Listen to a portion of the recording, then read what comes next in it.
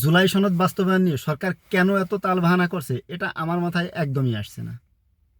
নির্বাচনের আগে বিএনপির শীর্ষ নেতা থেকে শুরু করে প্রায় সব বড় নেতাই এই জুলাই সনদের পক্ষে বা হ্যাঁ ভোট দিতে জনগণকে আহ্বান জানিয়েছে।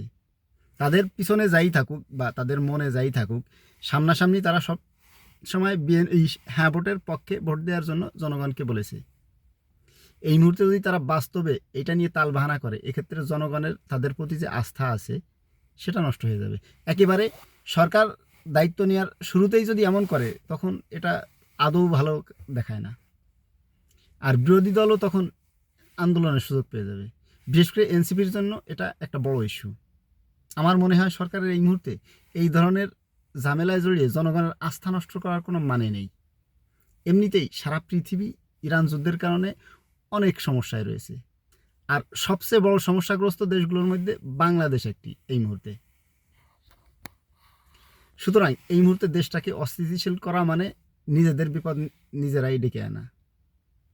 আমার মনে হয় নির্বাচনী প্রতিশ্রুতি বাস্তবায়ন করাটাই এই মুহূর্তে সরকারের একটা নৈতিক দায়িত্ব। এমনিতেই দেশের অর্থনৈতিক অবস্থা একেবারে নড়বড়ে। এর মধ্যে যদি আন্দোলন শুরু হয় এবং প্রশাসনকে চাইলেও তারা আর আগের মতো বা আওয়ামী লীগের মতো ব্যবহার করতে পারবে না। এখন যদি রাস্তায় আন্দোলন শুরু হয় এবং আওয়ামী লীগের মতো যদি তারা পুলিশকে বলে যে তোমরা জনগণকে গুলি চালাও বা জনগণের বুকে গুলি চালাও, পুলিশকে মনে হয় তাতে রাজি করাইতে পারবে না। এই মুহূর্তে চাইলেও পুলিশ আর সেই আগের মতো সরকারের দ্বারা ব্যবহৃত হবে না।